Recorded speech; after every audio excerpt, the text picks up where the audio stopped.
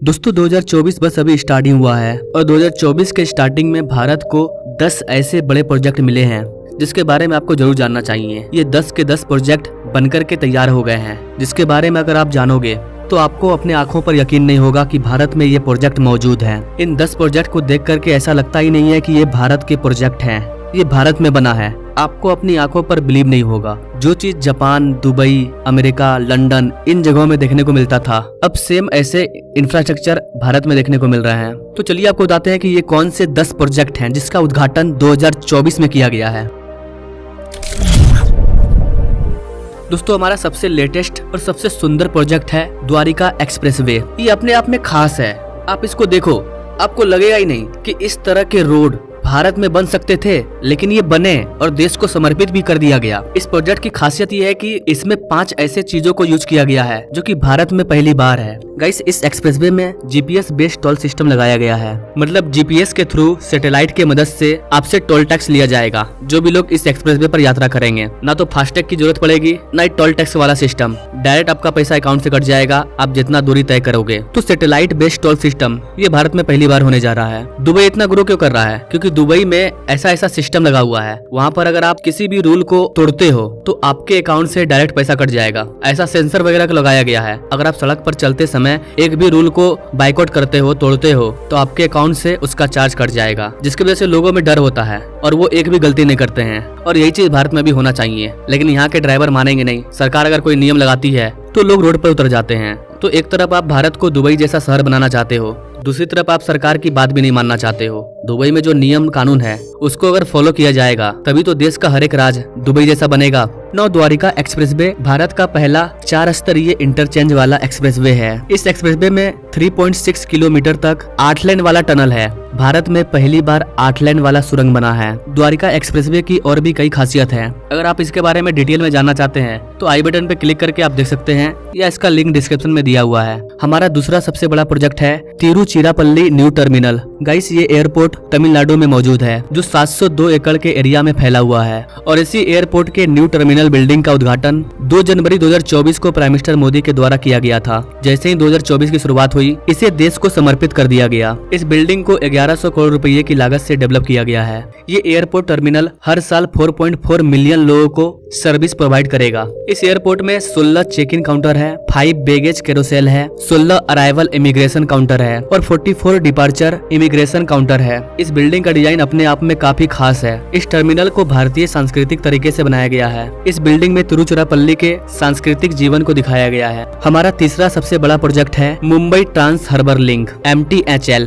जिसका ऑफिशियल नाम श्री अटल बिहारी वाजपेयी सवेरी नाभा सेवा अटल सेतु है। ये अपने आप में काफी अलग है, जो कि भारत के रूपरेखा का कायाकल्प करता है, क्योंकि समुद्र के ऊपर इतने बड़े पुल को बनाया गया है। क्या आप जानते हैं कि ये ब्रिज 21 किलोमीटर से भी लंबा है और ये 6 लेन का है। 6 लेन वाले ब्रिज को समुद्र के ऊपर बनाया जाना ये इतना आसान नहीं था। दशकों से इस ब्रिज की चर्चा चल रही थी, लेकिन ये बन नहीं पा रहा था। लेकिन फाइनली 2024 में 12 जनवरी को इसका उद्घाटन कर दिया गया है और ये देश को समर्पित है। इसके बारे में गाइस आपको और कुछ खासियत बता दें कि ये भारत का सबसे लंबा सी ब्रिज है। जी हाँ दोस्तों, भारत का सबसे बड़ा समुद्री bridge Shri Atal Bihari Vajpayee trans harbour link है। इसके अलावा ये पूरे दुनिया का 12वां सबसे लंबा सी ब्रिज है। इस ब्रिज को साउथ मुंबई में सेवरी से लेकर के नाहवा सेवा के चिल्ड्रे तक बनाया गया है। इस 6 लेन हाईवे की चौड़ाई 27 मीटर की है, जिसमें कि 2 इमरजेंसी एग्जिट भी है। इसके अलावा 2 edge strip, parallel crash barrier और इसके दोनों साइड नॉइस बैरियर भी लगाए गए हैं। अगर इस एक्सप्रेसवे की कनेक्टिविटी की बात करें तो ये वेस्ट में मुंबई कोस्टल रोड से कनेक्ट होगी और ईस्ट में मुंबई पुणे एक्सप्रेसवे से कनेक्ट होगी।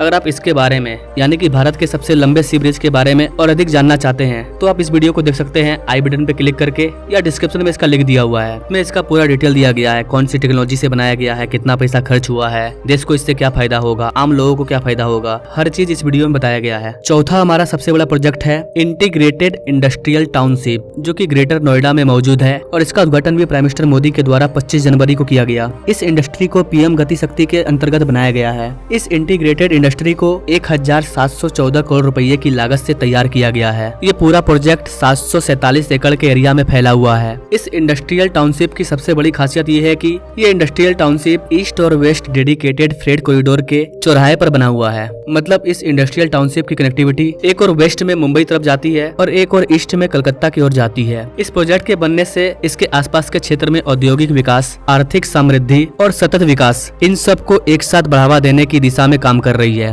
हमारा 5वां सबसे बड़ा प्रोजेक्ट इसी डेडिकेटेड फ्रेट कॉरिडोर से कनेक्ट है। प्राइम मिनिस्टर मोदी के द्वारा डेडिकेटेड फ्रेट कॉरिडोर पर न्यू खुर्जा न्यू रेवाड़ी के बीच में 173 kilometre long double line electrified section का भी उद्घाटन किया है, ताकि इंडस्ट्रियल टाउनशिप में जो भी गुड्स वगैरह बने उसे आसानी से समुद्री पोर्ट और देश के विभिन्न हिस्सों में लेकर के जाया जा सके। हमारा 7वां सबसे बड़ा प्रोजेक्ट है दिल्ली मुंबई एक्सप्रेसवे। दिल्ली मुंबई एक्सप्रेसवे के सेक्शन का उद्घाटन प्राइम मिनिस्टर मोदी के द्वारा 22 फरवरी 2024 को किया गया। 22 फरवरी 2024 को दिल्ली मुंबई एक्सप्रेसवे के वडोदरा भरूच वाला सेक्शन का उद्घाटन कर दिया गया, ताकि वहां के आम पब्लिक इसका यूज कर सके, क्योंकि ये पूरी तरह से बनकर के तैयार है। गाइस, यहाँ पर आपको जानकारी के लिए बता दूं कि दिल्ली मुंबई एक्सप्रेसवे के और भी सेक्शन का उद्घाटन पहले भी किया जा चुका है। चूँकि दिल्ली से मुंबई इतना लंबा एक्सप्रेसवे, इसे अलग अलग सेक्शन में बनाया जा रहा है और मध्य प्रदेश का 244 किलोमीटर का हिस्सा पहले ही लोगों के लिए खोला जा चुका है। इसके अलावा 202 किलोमीटर लंबा सोहना धोसा लालसोट वाला सेक्शन पहले ही खोल दिया गया है आम पब्लिक के लिए, और इस बार जिस सेक्शन का उद्घाटन किया गया है वो 87 किलोमीटर लंबा है। गाइस, ये जो दिल्ली मुंबई एक्सप्रेसवे है ये टोटल 1350 किलोमीटर लंबा है और ये 8 लेन वाला एक्सप्रेसवे है जो दिल्ली को डायरेक्ट मुंबई से जोड़ता है। और बताया जाता है कि जब ये एक्सप्रेसवे पूरी तरह से बनकर तैयार हो जाएगा तो दिल्ली से मुंबई जाने में कार से या जो भी गाड़ी से बाय रोड मात्र 12 घंटे का समय लगेगा। फ्लाइट से जाने में भी 7 से 8 घंटा का समय लग जाता है और फ्लाइट का इंतजार करने में उतरने में 2-3 घंटा लग ही जाता है। लेकिन इस तरह के एक्सप्रेसवे को तैयार किया जा रहा है जो फ्लाइट के बराबर चलेगा। इसके बाद हमारा 8वां सबसे बड़ा प्रोजेक्ट है Kakrapar atomic power section unit 3। Guys, यहाँ पर न्यूक्लियर रिएक्टर के थ्रू बिजली को उत्पन्न किया जाता है, यानी कि ये न्यूक्लियर पावर प्लांट है और इसको भी देश को समर्पित कर दिया गया है। इसके अलावा यूनिट 4 के 2 सेक्शन का भी काम स्टार्ट हो चुका है। इन रिएक्टर को 22,500 करोड़ रुपए की लागत से भारत के न्यूक्लियर पावर कॉर्पोरेशन लिमिटेड के द्वारा तैयार किया गया है। इन दोनों रिएक्टर की कैपेसिटी 1400 मेगावाट की है। इन रिएक्टर की सबसे बड़ी खास बात यह है कि ये सबसे बड़े स्वदेशी प्रेशराइज हैवी वाटर रिएक्टर है। ये भारत का अपने तरह का पहला रिएक्टर है जिसे भारत में ही डेवलप किया गया है। ये दुनिया के बेहतरीन रिएक्टर के तुलना में एडवांस इलेक्ट्रिक फीचर से लेस है। इन दोनों रिएक्टर की वजह से हर साल लगभग 10.4 बिलियन यूनिट क्लीन इलेक्ट्रिसिटी का प्रोडक्शन करेंगे। इन रिएक्टर की वजह से गुजरात, मध्य प्रदेश, महाराष्ट्र, छत्तीसगढ़, अंडमान निकोबार, गोवा, दमन दीव, दादरा एंड नागर हवेली, इन सबको फायदा हो रहा है। इसके बाद हमारा 9वां सबसे बड़ा प्रोजेक्ट है अपने प्यारे भारत का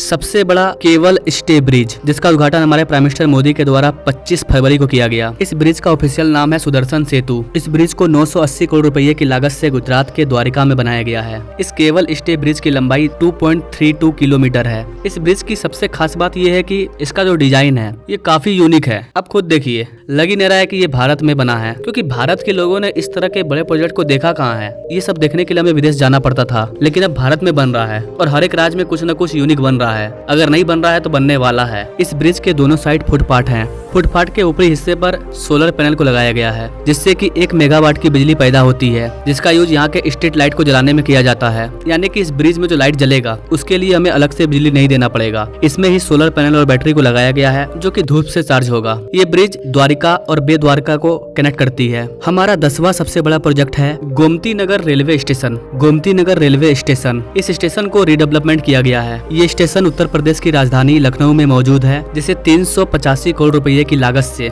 रीडेवलप किया गया है, यानी कि कायाकल्प किया गया है। इसे अमृत भारत स्टेशन स्कीम के तहत बनाया गया है। अमृत भारत स्टेशन स्कीम के तहत भारत के कई रेलवे स्टेशन को रीडेवलप किया जा रहा है, उसका कायाकल्प किया जा रहा है, एक नए तरीके से उसे बनाया जा रहा है। उत्तर प्रदेश के गोमती नगर रेलवे स्टेशन को एक अलग तरीके से तैयार किया गया है, क्योंकि यहाँ पर भीड़ हर साल बढ़ती जा रही है। इसके अंदर मॉडर्न यात्री सुविधाओं को लगाया गया है, congestion free circulation, food court, parking court. इस पूरे बिल्डिंग की डिजाइन लोकल कल्चर पर की गई है। ये स्टेशन हेरिटेज और आर्किटेक्चर से इंस्पायर है। यहाँ आने वाले पैसेंजर को बेहतर फैसिलिटी मिल रही है। जाते जाते आपको गाइस 11वां सबसे बड़ा प्रोजेक्ट के बारे में बता दें कि प्राइम मिनिस्टर मोदी के द्वारा इसरो को बड़ा बूस्ट मिला है। 3 बड़े स्पेस इंफ्रास्ट्रक्चर को तैयार किया गया है, यानी कि देश को समर्पित कर दिया गया है। सबसे पहला है सतीश धवन स्पेस सेंटर श्रीहरिकोटा। यहाँ पर PSLV इंटीग्रेशन यानी कि PIF को लॉन्च किया गया है। दूसरा है इसरो प्रोपल्सन कॉम्प्लेक्स महेंद्रगिरी। यहाँ पर सेमी क्रायोजेनिक इंटीग्रेटेड इंजन को बनाया जाएगा और स्टेट टेस्ट फैसिलिटी को भी बिल्ड किया जाएगा। तीसरा VSSC में ट्राइसोनिक विंड टनल, जिसे तिरुवनंतपुरम में तैयार किया गया है। मतलब अब भारत सरकार स्पेस को,